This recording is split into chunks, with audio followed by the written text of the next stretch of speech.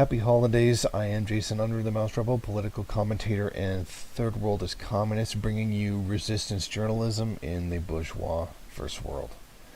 I am here with Comrade Ned of the Bundist movement, and I am interviewing him in hopes of exposing a series of events that occurred between May 27th and June 2019. Now, I know there is a blog detailing these events and the events leading up to it, and I will leave a link in the description for the viewers to look at, but I would like to hear it from the horse's mouth, as you were an eyewitness to it, correct? That's right, Jason, although it might be somewhat of a misnomer to say that I was a complete eyewitness. I really only was a partial eyewitness to what happened on May 27th. I showed up with Donna Newman near the end of the, I guess cleanup is the word. The disbanding of the two Marxist groups down here was all after the fact, and I learned about that through, secondhand information. Still, your take on what happened there is much more reliable as a source than most, and one we can certainly trust is some of the victims of the incident were members of your organization. So let's get straight to the point then. What happened on May 27th, 2019? Well, I have to start with what was supposed to happen that day. It was an interfaith wedding for a gay couple at the Cosmopolitan Jewish Reconstructionist community of Phoenix, Arizona. And it was supposed to be a great thing, because you had this black Jew, Isaiah Kamenstein, marrying an Arab Christian from Libya, Omar Hafez.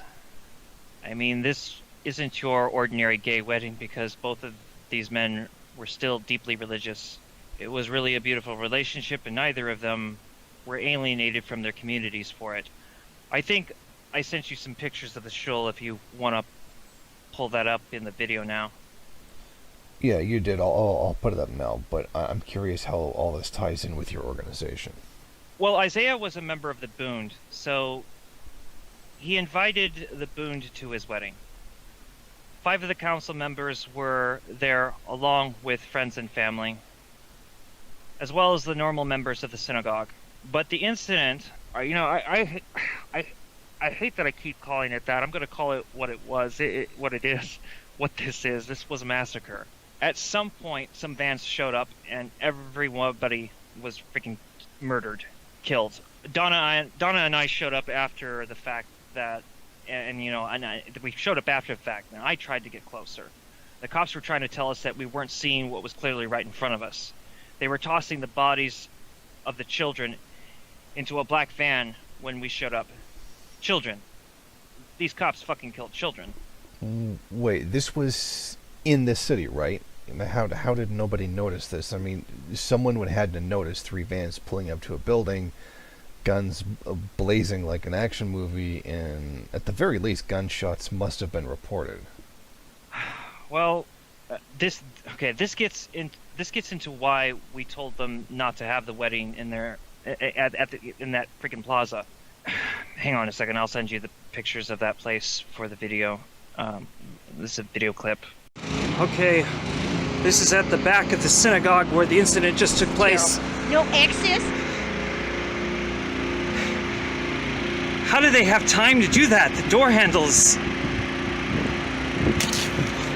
Hey, man.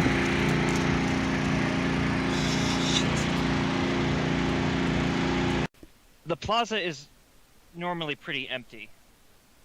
The place next door is a bike shop ran by a very blatant neo-Nazi. He threatened the shul members on a number of occasions. As far as we know, he's probably glad to have them erased. You know how those scumbags are. Anyway, that is the Bundist movement, had received death threats before the wedding. And the last thing we wanted to be is in an isolated location all at once. But we wanted to be there for Isaiah.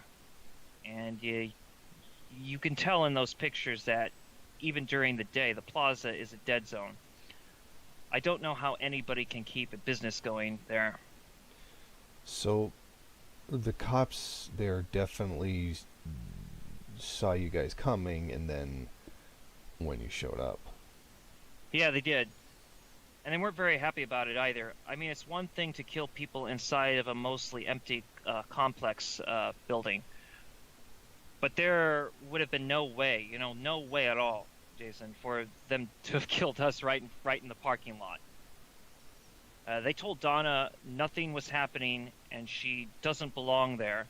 I was furious and I started, screaming at them, and I tried to take down their badge numbers.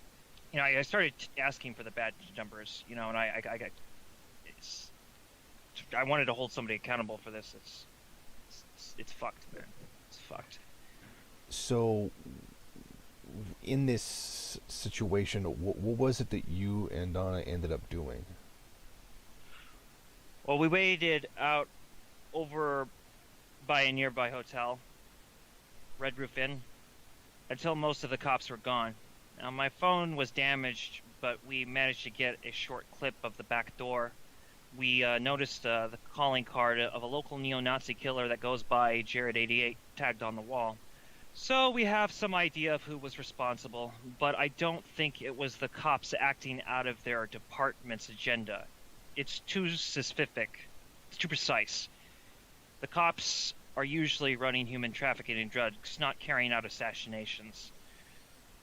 We took a picture of a tag on the other one, but the cops got to us and threatened us. They threatened to detain us. I was frisked. So I assume that you guys left after that. Of course, we left.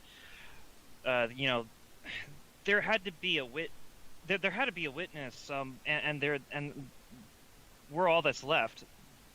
But we're all that's left of the Bundist movement currently. Just me, Donna, and A.B. Weisfeld. We're not going to stop just because some of us got murdered. I mean, it's really tragic, but it has us more determined than ever, not intimidated, and we are determined. I'm shaken up. She's shaken up. I mean, I think that this was difficult for Dr. Weisfeld to psychologically deal with, but I think we're probably more determined now than ever, I mean, I've been on your show recently to share information, so, I keep my spirits up. So did you ever go back? A couple of times. And all evidence that there was ever a shoulder has been completely wiped clean. It's all been erased.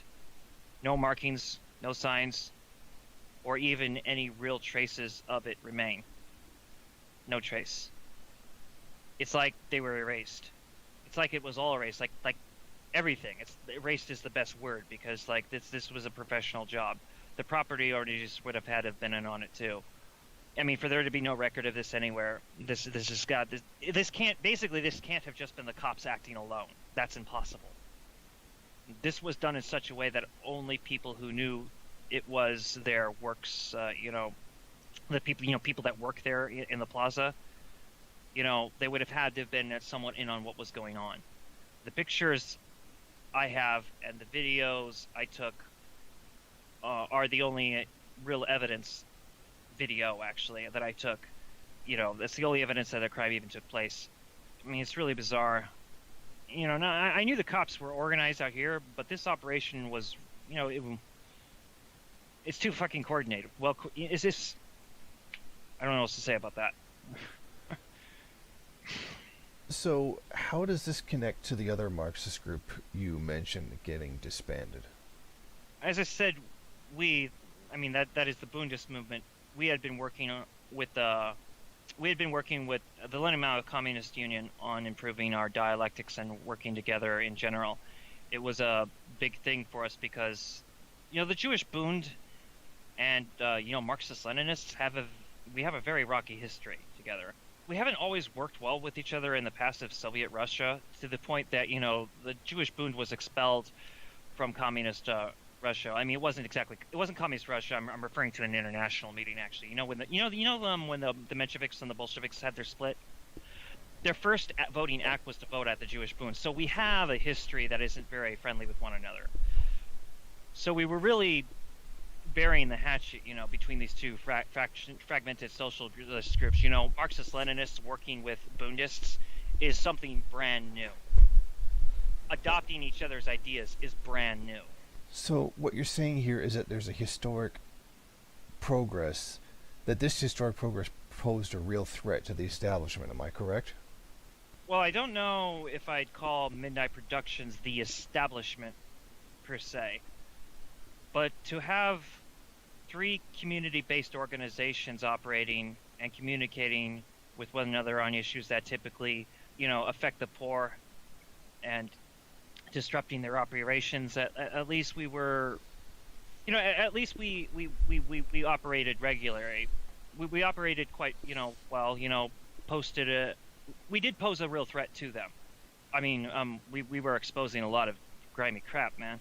I was informed about the Proletarian Revolutionary Front. I was informed that they were caught documenting the police destroying some material evidence. Now, it is my understanding that they came to document it on May 30th of this year, 2019, and 8 of their primary members were forced into a van and stabbed to death. That's my understanding of what I understand about that. I wasn't there for that. Now, one of the people that's indicted in this who came out was Bunny Linestung. Bunny Linestung, by the way, was the girlfriend of Jared 88. Okay, and her accomplice was with her.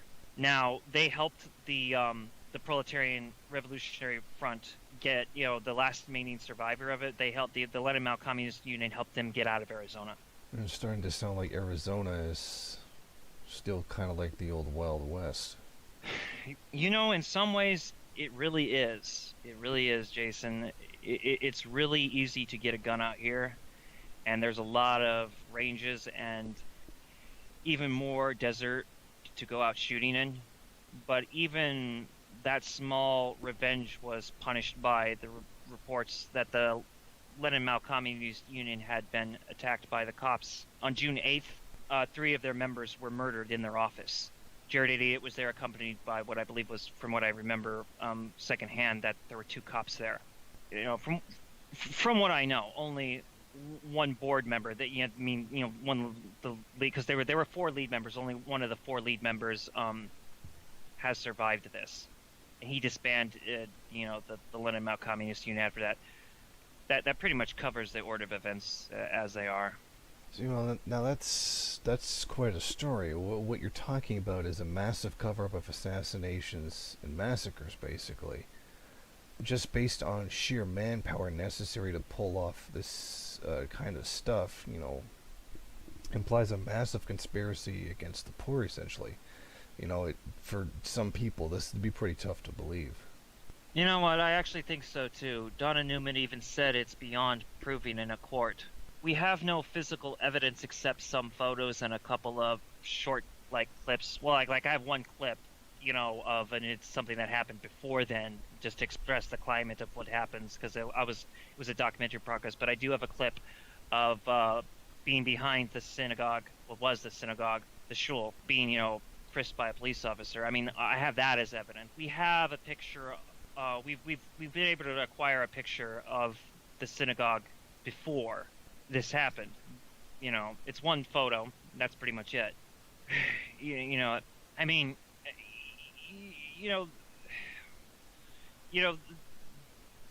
they basically erased us, and well, they tried to, at least. I wouldn't even be talking about any of this if A.B. Weisfeld hadn't convinced me to. I can't even recall all of the details because I drank so heavily afterwards. How am I supposed to convince anybody that something like this even happened? Especially when people are so far removed from what is going on out here. They can't even begin to think it would take place. You can imagine that it's like to have your friends, what it's like to have your friends and your comrades killed, and nobody believes you. I don't have any proof. My pain and my mourning and my spiral into alcoholism isn't proof enough for these bourgeois pricks.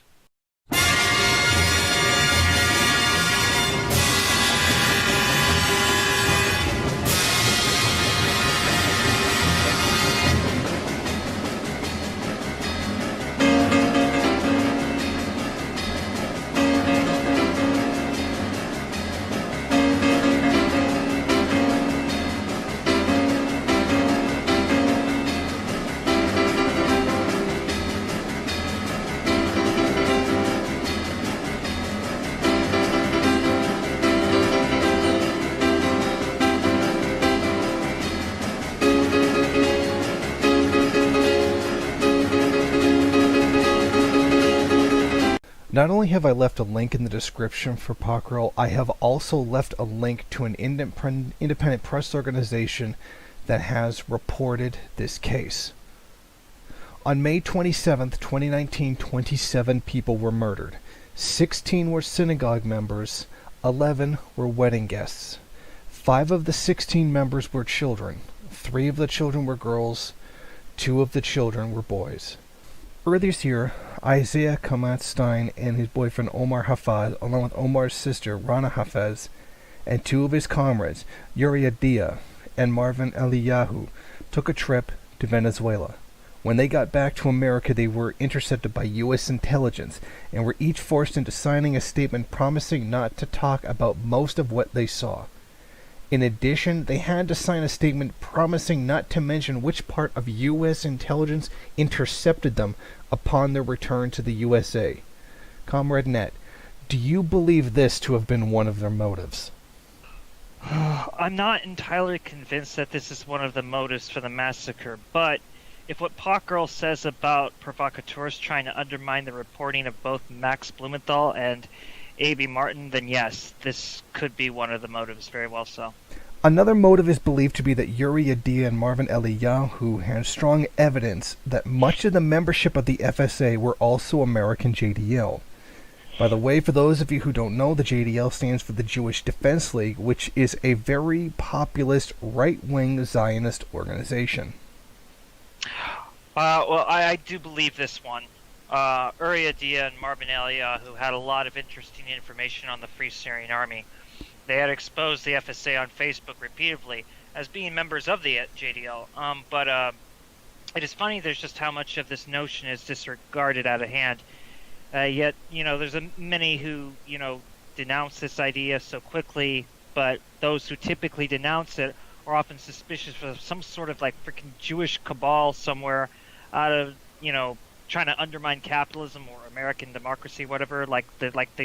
Basically the people who would denounce this this notion of the FSA being JDL are the same type of people that point to Jewish Bolshevik conspiracy theories. But yet, when they actually find an existing covert Zionist control over an imperialist invasion force, then all of a sudden this just can't be anything but crazy talk. The evidence for JDL members also being what constitutes the bulk of the FSA's rank and file membership, and in some cases leadership, seems to have died with Uri Adia and Marvin Eliyahu, sadly. By the way, this is what got them both kicked off of Facebook. Exposing the FSA in 2012 and 2013 was the case for several people to get removed from Facebook. The JDL Zionist neo-Nazi connection. You do agree that the work your comrades in the Bundist movement did is a major reason for the wedding massacre? Yes. There are neo-Nazis in both the Phoenix Police Department and the Glendale Police Department. There are also Kahana Zionists in both of those departments as well, Phoenix and Glendale. And the neo-Nazis work in cahoots with the Kahana Zionists, which are both in the Phoenix Police Department and Glendale Police Department. We were working very hard to expose this. This had a lot to do with our work, and I definitely think that this is a prime motive for the massacre. Okay, now, you said this was expected, but expected by who? The poor, the poor in Maricopa County expect, that the police are this way. I mean, okay, if you go to the basic, quote unquote, working class, you want to know how. Well, we are world revolutionaries. But if you want to know where world revolutionaries intertwine with third world, this would be one of them. The labor aristocracy is pretty much what is the working class. They don't believe anything about cops doing things. It's the poor. It is always the poor. Throughout Maricopa County, Arizona, the poor are always expecting the cops to do something. Raid you, take stuff without a warrant on suspicion that you might be carrying drugs. So the lumpen proletariat of Maricopa County, Arizona, then. Precisely. As a result, many organizing, poor people, who want to better their conditions. They collectively will organize community power to protect themselves against the police. There was also a plan to put in place a people's agenda to remove, heroin from the streets as well. Now, the dealers are putting fentanyl in the black heroin, otherwise just known as black. That's the street word typically for black heroin is black. They put the fentanyl in the black, and a lot of people will die on the first try. 59th Avenue and Olive is a good example of that. That happened at a McDonald's. A young person died of an overdose, and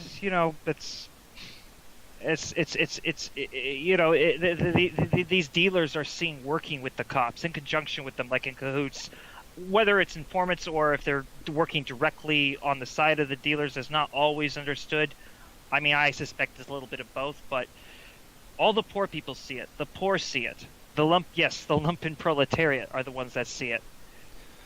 Okay, so this is probably a good moment to bring up Midnight Productions. What seems to tie this all together is a shadowy club that a guy by the name of Jared88 is a member of, a human trafficking and porn syndicate that also sells expensive snuff films. An organization that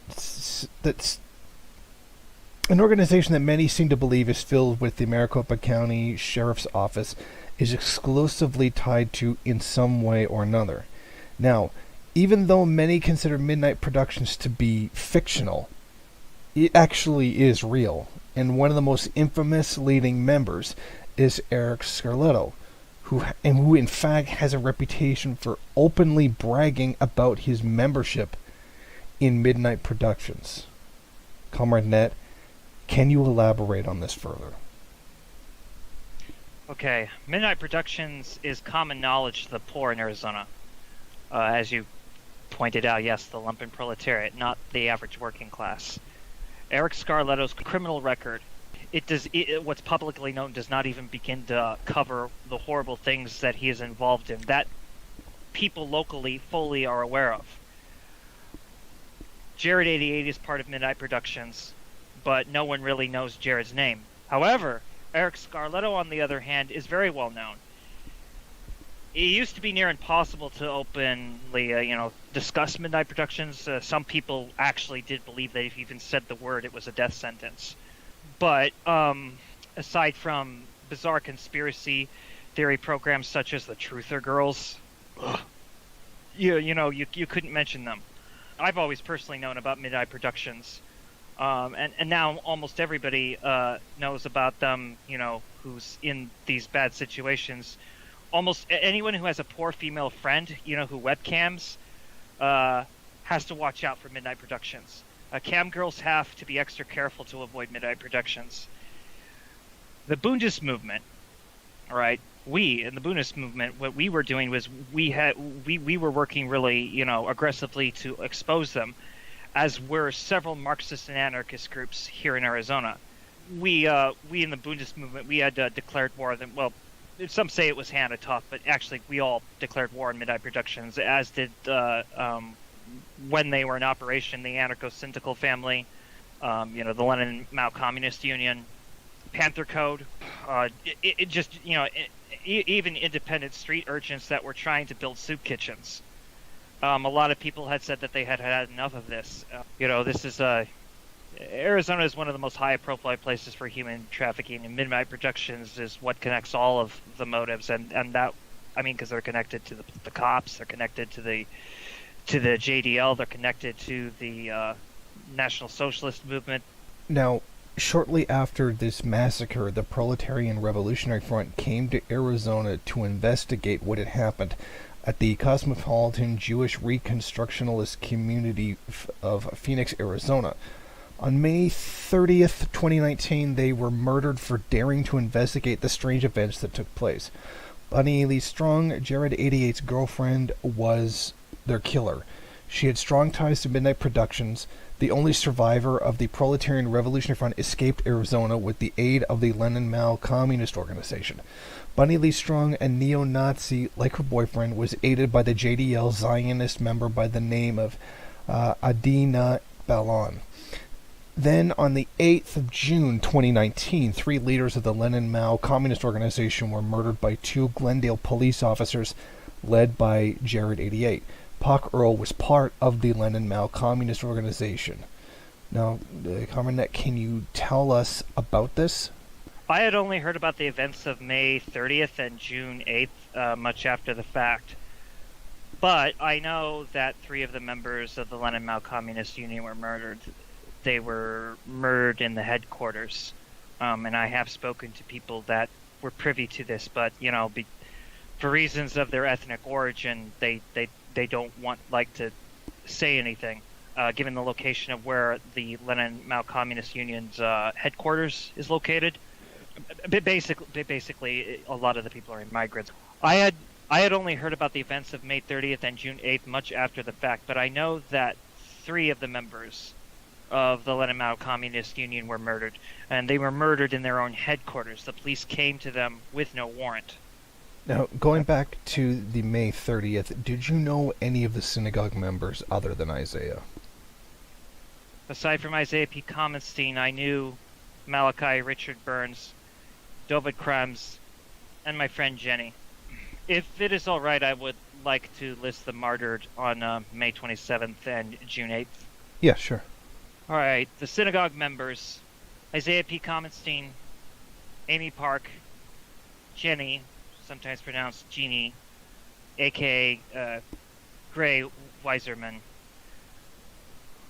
Malachi Richard Burns, Michael Luz, David Krams, Susanna Fredericks, Michelle Fredericks, daughter of Susanna Fredericks, Randall Gold, Sarah Bauer, Michael Bauer, son of Sarah Bauer, Gabriel Bauer, son of Sarah Bauer, Gordon Fluss,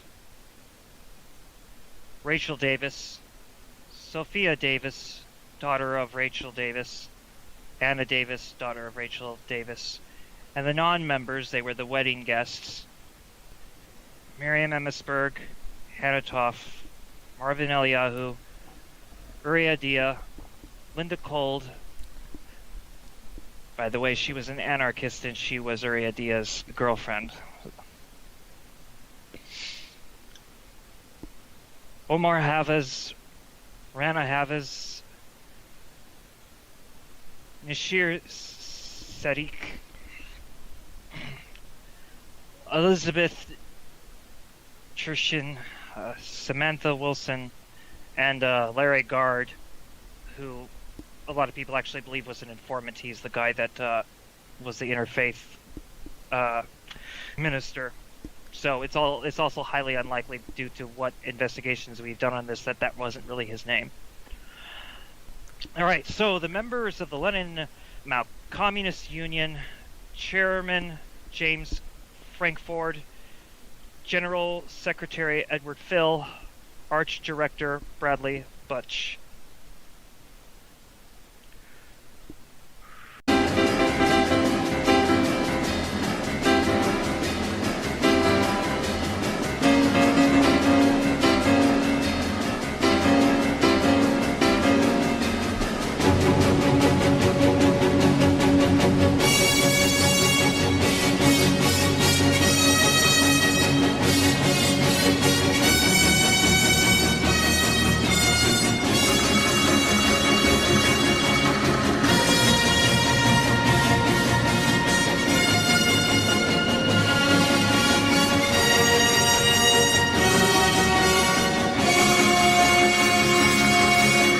Okay, this part of the conversation is a dialogue between Comrade Nat and I will be asking him some basic questions.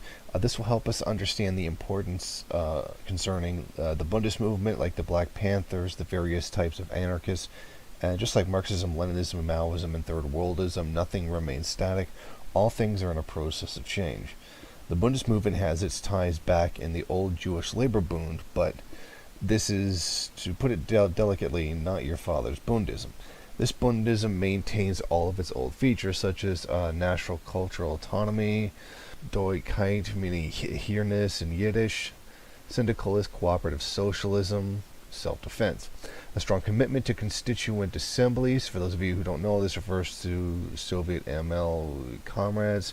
And for any anarchist fans who are less familiar with Bundism, this refers to confederal councils like CNT. The Bund is still champion direct democracy. Today, Bundism has evolved. Modern Bundism has adopted a range of ideas from both Marxism-Leninism, Marxism-Leninism, and to some extent even Maoism, Third Worldism. Bundism takes the most principled ideas from anarchism and Gaddafi's green socialist theory. The Bundist movement upholds a different type of vanguardism that is not grounded in democratic centralism, yet willing to utilize a sort of democratic central education mechanism to some extent.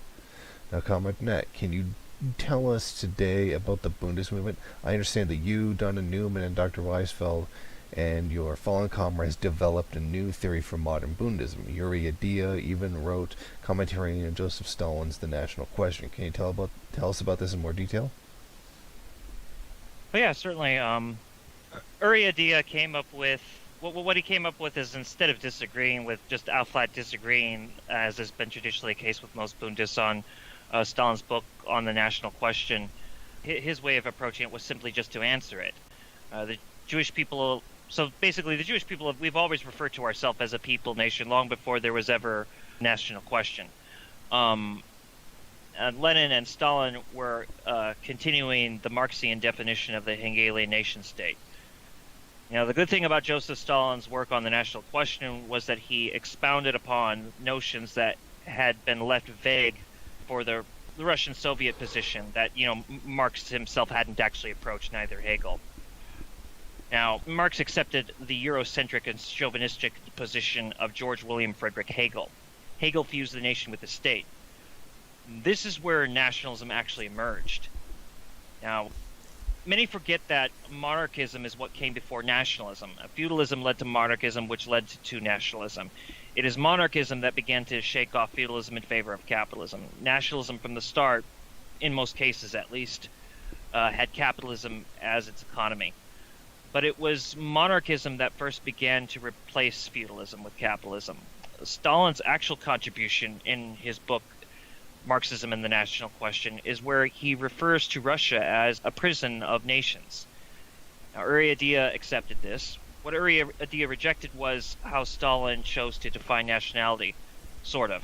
Some of this, you know, basically some of it he agreed with, some of it he wrote commentary, and it's pretty good commentary because there are positions Stalin took that we agree with in that book, and there are parts we flat out disagree with, and we mentioned those disagreements. This was taken up by Uri Adia. That was particularly his position. He wrote some commentary on it. Well, yeah, I feel that there are too many variables to really define nationality the way Stalin decided to. I've been a critic of the national question in the past. Not that I'm against the national question, but that it's a little bit more complicated than Stalin lays out. Now, I advocated for a federated states in places like Syria and Rojava, which brings me to something else. The Bundist movement, as I understand it, is for the cause of the YPJ, but you and your comrades condemn the way that they have helped Zionism and Americanism, and you object to reactionary Kurdish forces that have too much power in Rojava that have now decided to ally with the Saudis. Correct. And we are the most qualified to criticize Rojava. The Jewish Bund made the same type of mistakes that the Kurdish forces in Syria have been making. Allying with the wrong crowds because of feeling marginalized by host national chauvinism, basically. Okay, we should take this opportunity to dispel something that is a bit misunderstood. Comrade Nat, you, Dr. Weisfeld, Donna Newman frequently disagree with each other, but the three of you remain united on core issues that constitute the Bundist line. Can you explain this? Well, all three of us oppose Western intervention, whether this intervention is coming from imperialist fascist America or neocolonialist fascist Israel or colonialist imperialist Saudi Arabia, and we oppose the aggression of Turkey. Our position of Assad is a bit in disagreement, and I get tired of those from outside the Bundist movement pressuring me particularly to explain why I support Assad for tactical reasons yet condemn him for Baathism.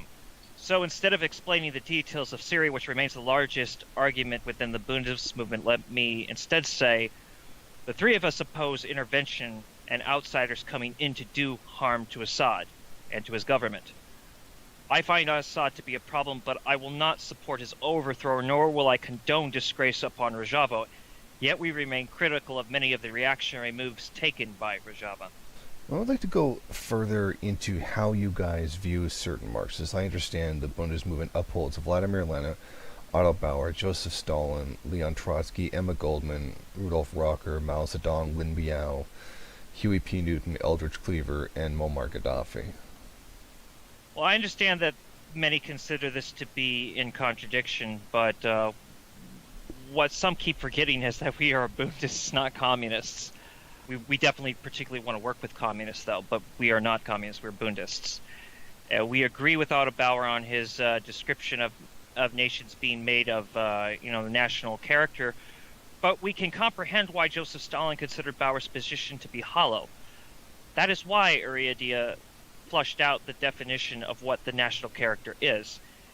As for all of the others mentioned, we take what we find applicable to us and we advance the theory.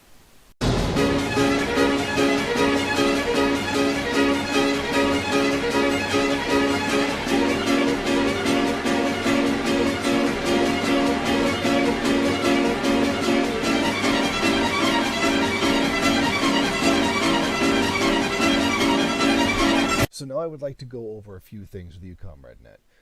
We have had some very interesting conversations. Quite a few people have begged, pleaded, and even demanded that myself, Finbull, and Damien get together and start conversations on vanguardism. I admit that this is something that we should do together. It's just hard to pull that off.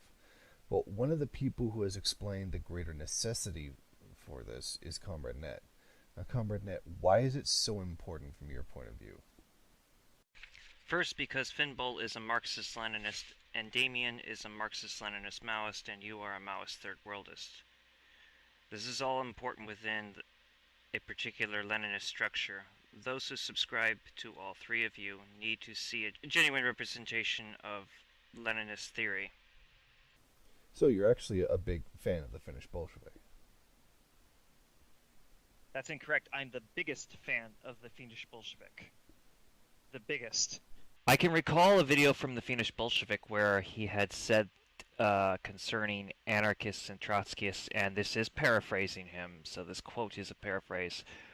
I just wish they'd stop shitting on us.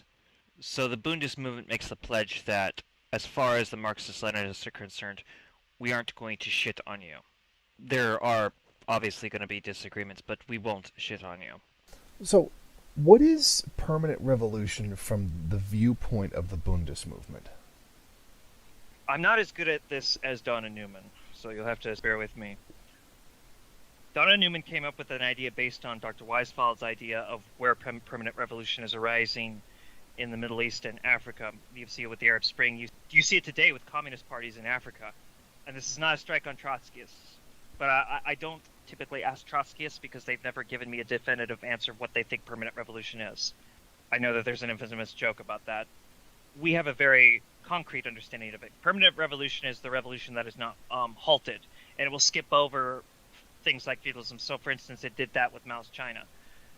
Now, I know Mao was no friend of Trotsky, but I think that Trotsky did kind of have an analysis about such things. Now, there's a lot to criticize about Trotsky, but I do think that the permanent revolution theory is true.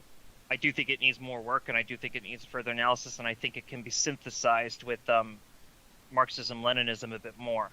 I accept that this will not be accepted by a lot of people, but this is kind of where we take it. So it leaps over, it's non-linear, and right now we require a global revolution, and we believe that there are things in permanent revolution that provide the answers to that. So it's the unceasing revolution that even when halted, it springs up. But it's the synthesis of Donna Newman on this is that it is sort of spontaneous, but it's also planned out thoroughly. So it happens. There's a disruption. You move into the disruption by getting to know the people who are angry and what their grievances are, and you can go back to Lenin with that, getting into what people's grievances are. And this gets back further with Mao. He did the same thing. So it's a synthesis. So we have a very synthesized notion of it. Now, Comrade Net, you work a lot with different anarchists, Maoists, a lot of different people. What is it that Maoists and anarchists? You keep saying that they want to see certain stuff from me. What is it that they want to see? I have explained to them that you're very busy, as best I can, and I've also explained that I cannot speak for Jason on here. They want to see you cover the role because they know that you basically, okay, you're a third worldist, resistance in the first world, right? The best of the Maoists and the anarchists are doing actual resistance. The problem is that they have a ridiculous uphill battle. They are in the lumpen proletariat. And I know a lot of people don't like hearing about the lumpen proletariat, but that's the only real proletariat in the first world. The working class in the United States of America is not proletariat. In fact, it's extremely bourgeois. And even those in the American working class, for instance, they wouldn't be... I don't know so much about the Canadian working class, but in the American working class, I would say that they are not, even if they're not aristocracy labor, their loyalty is to be, it's either with or married into, or they try to become more like the aristocracy labor and hoping that they can become middle class and have a 401k. But the lumpen proletariat, those that do wake up, they don't, like here in the United States, they tend not to identify with the United States, and they tend to identify with people in the third world, and they would want to help further whatever is going on in the third world. They recognize that that's where the base is. And in fact, I would say that there's even some of them that are curious about the LLCO. I have talked to some people that are lumpen that are curious about the LLCO. I just don't know how to get anybody in touch with the LLCO. Now, tell me about the national cultural autonomy and how it is that the Bundist movement defines nationality. I'll answer that, but I'll do it sort of in the reverse, if that's okay. A nation is basically, long story short, it's a gathering of peoplehood. It's a culture, but it's more than culture. So culture and ethnicity are culture and religion. And we do recognize religion to be more in the context of religiosity as a matter of orientation. That there are just certain things that are a matter of orientation. We know Byzantine Catholics that consider Byzantine Catholic to be a nation, and they have a whole history, and they have a whole culture, and they have a whole literature. And they also find the Roman Catholics to be kind of boring. The Jewish nation is based on culture and religion as well. And we've always referred to ourselves as a nation, as a people nation. And we are a diaspora nation.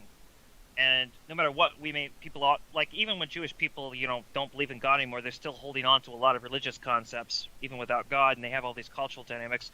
And people ask why. It's because we exist, and we require autonomy. And here's the thing. The state of Israel is in our way. It's in the way of national cultural autonomy.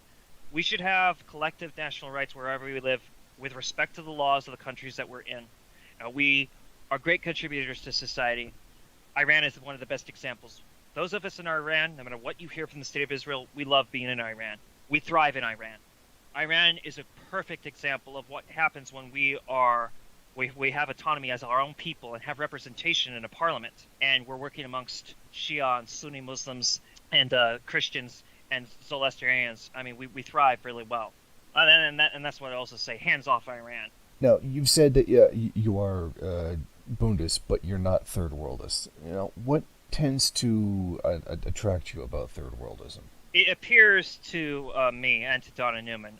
I would even say Dr. Weisfeld, but definitely me and Donna Newman. It appears to us that global encirclement is logical.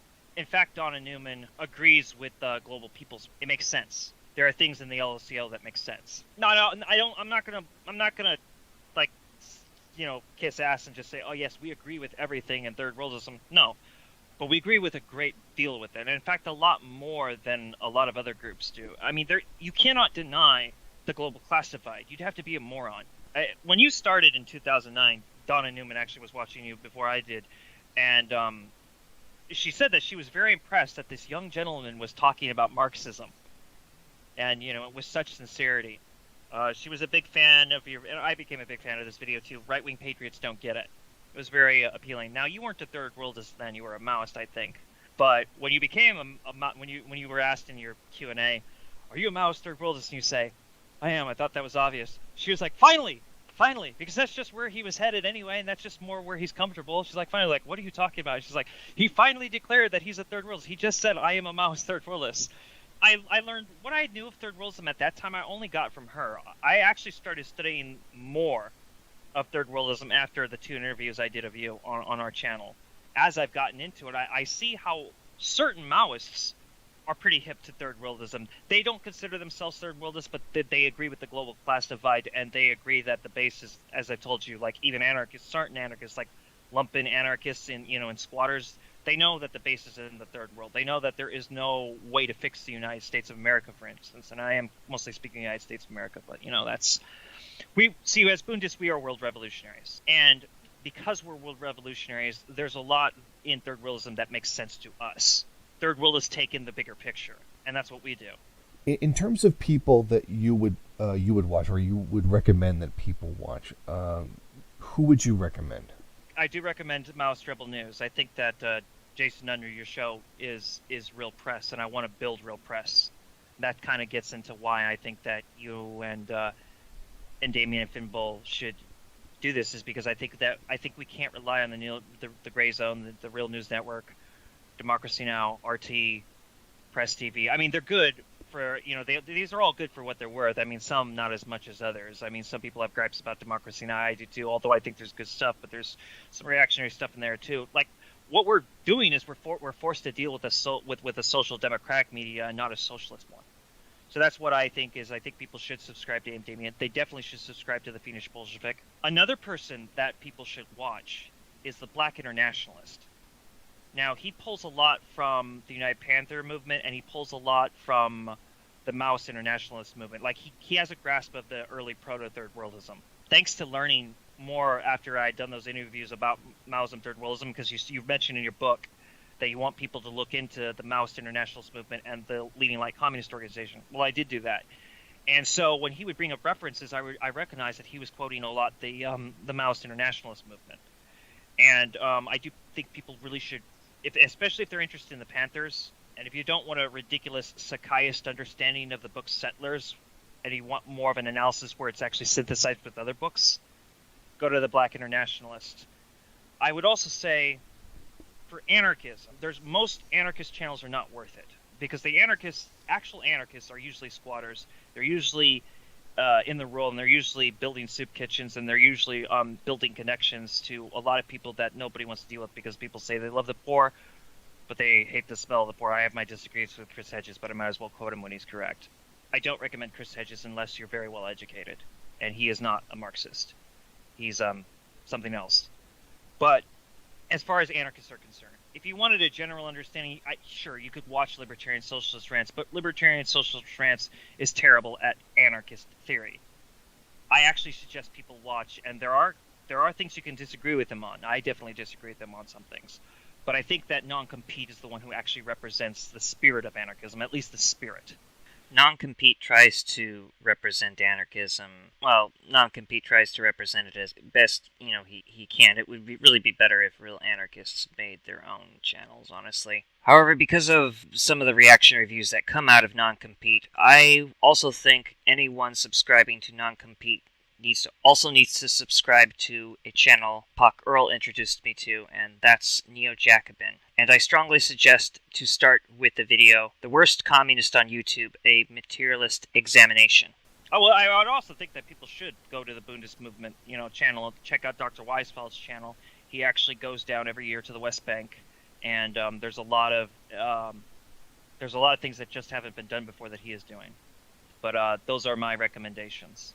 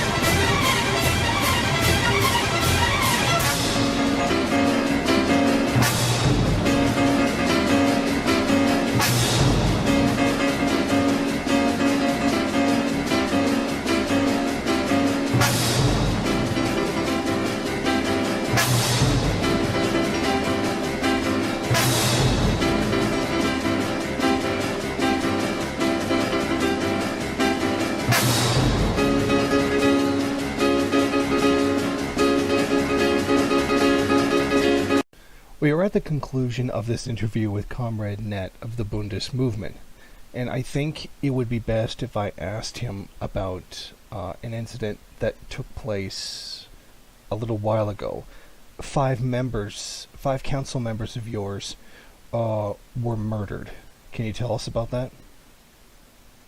Yeah, the when the basically we had just me and Donna had just put out part 3 of Bundist political awareness on the channel. We were due to messaging between myself and Dr. Weisfeld on my cell phone and her through her computer. We were both messaging Dr. Weisfeld back and forth. So we were late to the wedding, and when we came there, we saw a lot of police officers. And as they were there, all the nefarious stuff that I had mentioned before took place. And that's what happened basically. Everything that had been mentioned previously.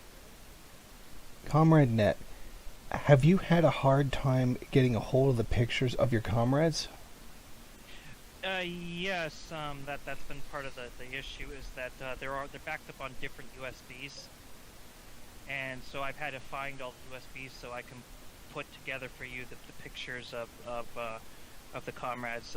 The 5 council members, we only have each one. We only have one picture from Donna Newman has pictures of herself. I have pictures of myself, but we didn't really take a lot of group photos together or anything like that. She took an individual picture of each one of them for the manifesto, because at the beginning of the manifesto we're hoping that each one of us will have a picture mentioning said author, because it will be myself, Dr. Weisfeld, Donna Newman, and the 5 council members, and that's the purpose of these pictures. But they also now serve the purpose of showing you what they look like. Okay, so tell me about the person that we see in this photo. This is Hannah Toff, right? Yes, this is Hannah Toff. She was the councilwoman of strategic projects. She headed up self-defense.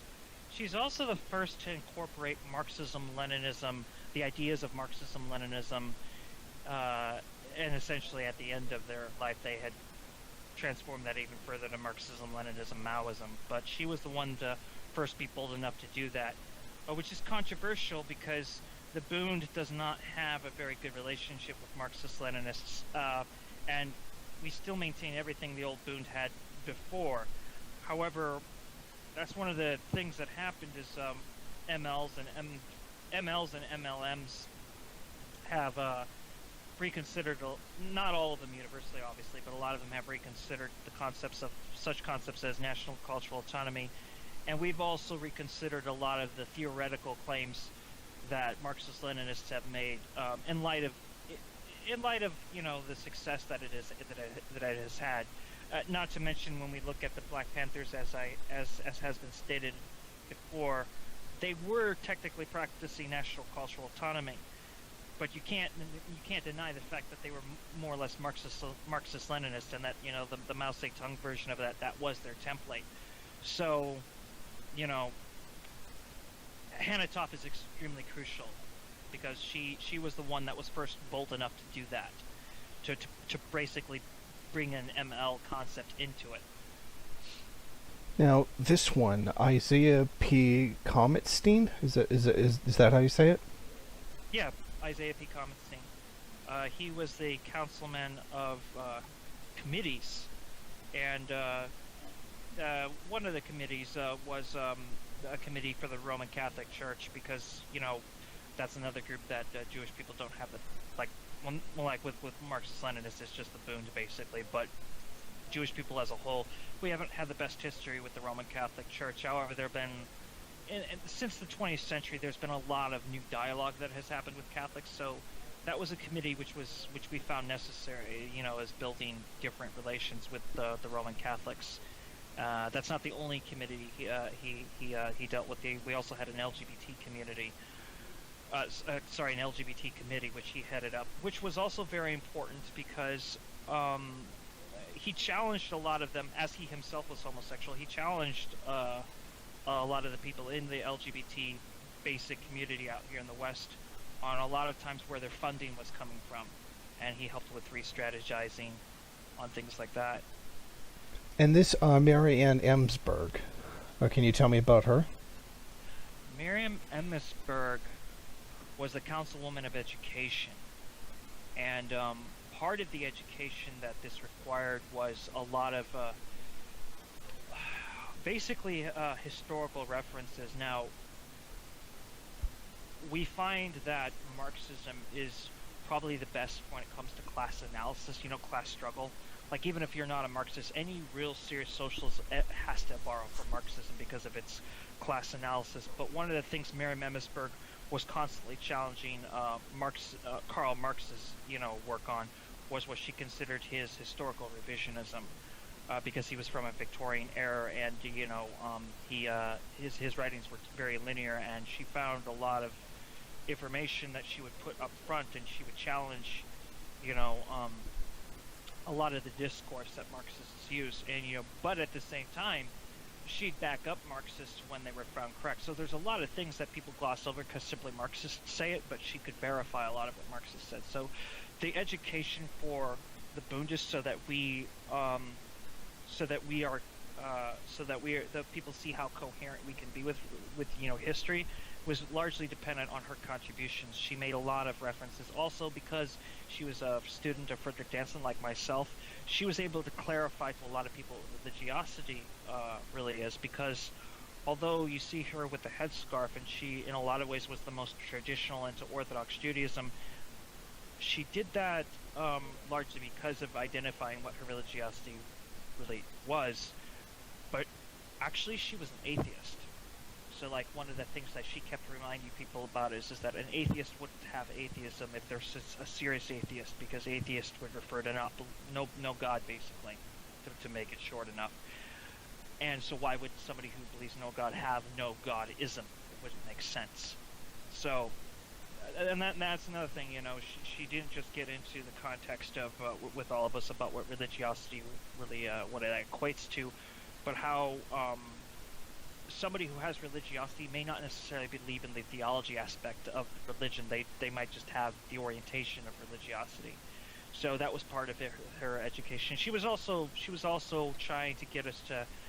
She had a lot to do with the unified lines we have, because like there are obvious areas where all of us would depart, and to this day, Donna Newman, Dr. Weiss, and myself, we will depart on some subjects, but we're largely unified on certain things because of her contributions. Miriam Emmisberg, when something was undeniable, we would have to adopt it, and that has a lot to do with her research. She was probably the most historically literate person I'd ever met, and if Frederick Danson died years ago, but Fred, I was one of his favorite students, as was another student that I won't be mentioning because it would be against his wishes if I did. But over time, I would say that she probably turned out to be the best student of his, because her understanding of history is on par with his. And Marvin Eliyahu, can you tell me who he was? Marvin Eliyahu was the councilman of World Forums. At one of these World Forums, and you might be interested to know about this, was to be a World Forum, a Third World Forum. There was a plan to reach out to the Third World. I wish we had known more about the LOCO like we do now. Like, I did a lot of research with Donna Newman on this. Although it's not like Marvin didn't know who they were, but like there's so many bridges that can be built now that we didn't exactly have then. Aside from Hannah Tuff, Marvin Eliyahu is one of the ones that actually adopted a lot of Marxist-Leninist ideas, and he saw the world was often divided to different things, and one of the most important was that there needs to be a relationship with the Third World, because the Third World does have, well, as the Third World, as you already know, they have the highest level for potential for revolution, and that any struggles in the First World, that we need to connect them with the Third World, and not through lip service, not through just saying so, but through actually being connected to their struggles. So, like, if we have to give them aid for their revolutions, we should do so, and he consistently encouraged that. Marvin Eliyahu also was born in Israel, so he had a lot of understanding to how Zionism works inside Israel. and how they do what they do and why they do what they do. Like me, he was a Sephardi. He was a Sephardi, and he gave us a lot of cultural insight to what the state of Israel, has in cultural context. So, like, according to Marvin Eliyahu, it's largely run by the state of Israel is largely run by an Ashkenazi oligarchy. However, the cultural aspects that they use to keep, Israel, alive in any sense with the public, is largely taken through Sephardi culture, not Ashkenazi culture. In fact, you can also make the claim that the Ashkenazi leadership is a bunch of self-hating Ashkenazi. And part of their neo-colonialism is not just stripping away who the Ashkenazi were by also making them hate Yiddish, and not just by taking Sephardi accents to their Hebrew, which is something that they do, but an ongoing cultural genocide against the Sephardim that I have been hit by, that he had been hit by, that many Sephardim feel. And now, can you tell me about Uri Adia? Uri Adia was the councilman of national affairs. One of the most important contributions was that he gave us a real awareness of what was going on in Syria. In fact, a lot of what I know about Syria today I based on the knowledge he provided. So he was Jewish, and he was half Mizrahi, and he had strong connections to Syria. Like, he had family in Syria, Jewish family in Syria, mind you. And he also was very good at explaining what the real Kurdish plight was and what the complication between the Kurds and the Syrians really was and is to this day. So, like, for instance, a lot of people will say, well, we have to support the YPJ regardless of what they do. His line that we pretty much adopted is like, no, we support the YPJ in principle for the right to autonomy, but we condemn pretty much every action that they do when they align with imperialism.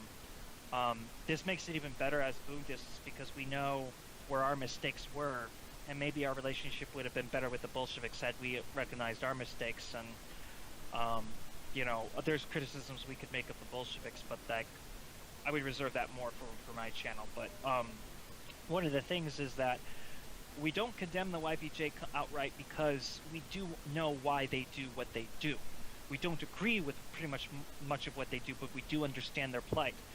But one of the things he expressed was where Syria is at, and how Jewish Syrians and why Jewish Syrians tend to side with Assad over anybody.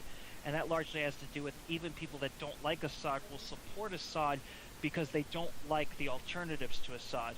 And to make this worse, any alternative to Assad would have been stronger had the West never intervened in the first place. And that's something he consistently explains to people. And I met several Syrians through Uri Adia. He was best for his position as the councilman of national affairs. And one of the top things we learned about from him was Syria and how complicated Syria is. I mean, it's not like Israel versus Palestine. That's obvious. Israel's the colonial power. Palestine's the indigenous. With Syria, there's a lot of nationalities within Syria that each one of them have the right to autodetermination, including the Kurdish. But the Kurdish, they should get their act together. The YPJ could be so much better if they stuck with, for instance, working with Assad, given the way that the inevitable backstabbing that Turkey would do to them. Turkey backstabbed them. That was something that Uri saw coming. And it would be really good if they don't work with the Saudis, because the Saudis, that will backstab them just the same way the America-Israel alliance has backstabbed them. Now, what does Trump care about now? The oil. Because there's no moral argument left for him, so it's just out, open, naked imperialism at this point. Uri would feel very vindicated today if he was alive, seeing how things are turning out. And we are a friend to the YPJ, we are a friend to the Kurdish people, but we reserve the right to make the harshest criticisms and I will say that to anybody who cares about the YPJ, you need to do the same thing, criticize them, make massive criticisms, because everything they're doing right now is reactionary. And it doesn't serve their cause. It will only hurt the Kurdish people. It will only cause more ethnic hatred from outside of your Rojava, which is likely to escalate if they continue to take with the strategy they have. And I can't wait for the manifesto to come out, because Uri's particular say on Syria covers a lot of things I think people miss. A lot of things. He was the third one that actually adopted a lot of Marxism-Leninism.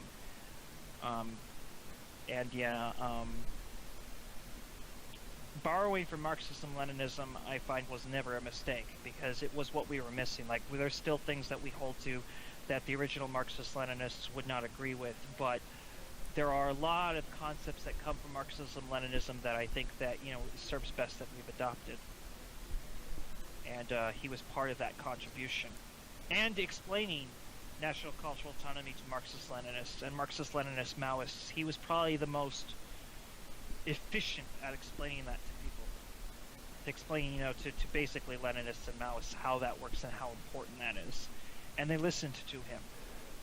I know, but before I end this interview, is there anything else that you want to add? I think that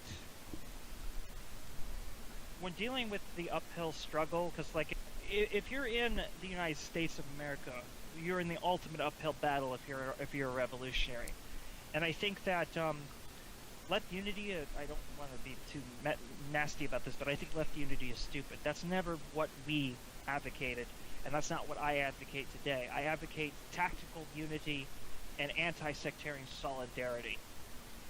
If anarchists are fighting neo-Nazis in the streets, they're not going to be like, oh, wow, the Marxists are here to take over. They're going to be like, oh, hell yeah, reinforcements. And I would let people know who watch YouTube, who go on Facebook, very few of these anarchists speak for the anarchists. A lot of these people are just middle-class liberals. And I encourage this solidarity. I think that when we look at the situation today, things have never been worse, and we need more solidarity. And we had solidarity with a lot of people. We had solidarity with quite a few anarchists. We were developing a new dialogue that had never existed before between Marxist-Leninists and then, of course, Marxist-Leninist Maoists. And then we got you, a Maoist third worldist. And this kind of dialogue is necessary. And it's time that, we can keep our stances, and our disagreements may have their own validity, but instead of jumping for left unity, which is never going to work, we need to jump for tactical unity, and we need to jump for anti-sectarian solidarity, because there's an old Marxist code, and I'm sort of paraphrasing it, that started with Fred Hampton here in the United States, and to the conscious lumpen proletariat in the first world, particularly in the United States, we're going back to that slogan, and that's, constitutionalists may say it, but it's really the Maoist street code that started this. An infringement against one of us will be an infringement against all of us. If there is a legislation against Marxists, anarchists will do well to combat that. Same with if there's a legislation ever against anarchists, because either of a false flag or whatever could happen in the future, you never know. Marxists will do well to defend them. I think that's something we kept putting out there, and we were being heard, and that has something to do with what happened to us. So, and I thank everybody for listening, and I also do suggest people watch more MRN, because there seems to be more people tuning into MRN, Maoists and anarchists, and I think you being a third worldist actually helps, because that way, they know that, like, for instance, for the anarchists, they're more comfortable with hearing, I think, a third worldist criticize them, because they know that you're not going to, try to control the show, because that's one of their problems they have with the Maoists. I mean, and they have a good relationship out here in Arizona with Maoists, but they're always concerned when are the Maoists going to try to control them.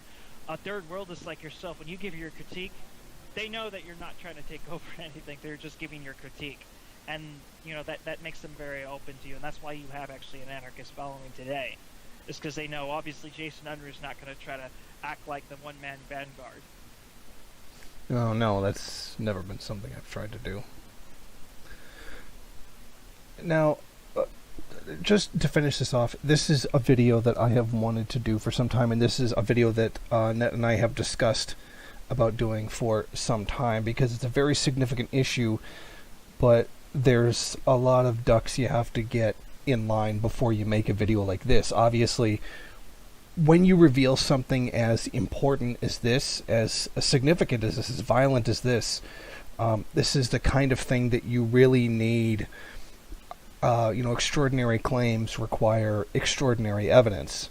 And the reason I say that is because there's been a very concerted effort to cover up what's happened here.